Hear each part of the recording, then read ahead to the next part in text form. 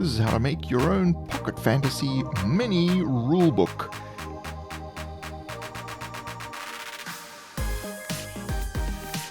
You can make as many as you like for all your friends in your gaming group, and this is how we're going to put it all together. So you get these sheets, these two sheets that are printed double-sided. The instructions come with the PDFs, and you'll see the front cover has these two pictures directly behind it so that you know it's oriented the right way. And on the other sheet, you'll have this skeleton in the one top left corner and the dragon eye with the jewel in the bottom right on the other side. That's how you know that everything is oriented correctly and it's all going to work. So you start from step 1. Now, step 1 you'll see here is to fold along the black line, leaving it on the outside fold. So what that means is do not fold edge to edge like this. You don't want to do that because when you print it, your different printers shift around. So it's best to fold it along the black line, the dotted black line. So the black line must be on the outside. And you just make sure that everything is in the correct position.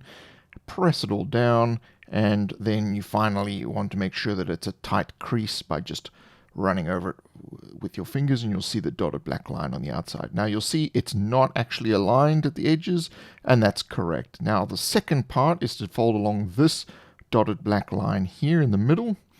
And again, you don't want to fold edge to edge like this. That's not how you do it.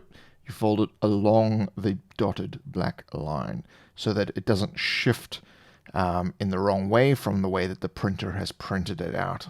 So you'll have the dotted black line along the edge, and then just press down on it to make sure that it's all correct. And of course it will be uneven, and that is fine. So here on the side of the skeleton, you'll see this little staple area here that's marked for the stapler. So adjust the stapling by pushing the paper back and forth so that you get it to just the right place. That the staple is going to go exactly where that thing is there. So it goes right through the holes and everything that are represented on the page. This will stop everything from moving around when we cut out the edges. So the next step is to cut along the dotted red line. So you can use a straight edge and an X-Acto knife or whatever kind of sharp blade you have, or a guillotine if you have one available.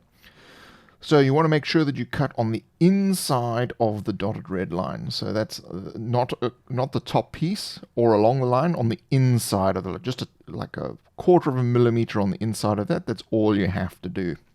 So get out your craft knife and cut along the straight edge and toss off the excess. Now if you're cutting and you find that you haven't gone all the way through, that's fine. Just don't rip it. You don't want to tear everything apart. Just put your straight edge back there and just keep cutting until everything comes clear, and you'll make sure that you have nice straight edges on your booklets. So if you get a situation where you can still see the dotted red line, just make sure to cut off the edge again so that that dotted red line is completely gone. That leaves you with a little booklet with a staple in the middle. Now we're going to go to the other sheet. So here you'll see the next section is to fold along this black line.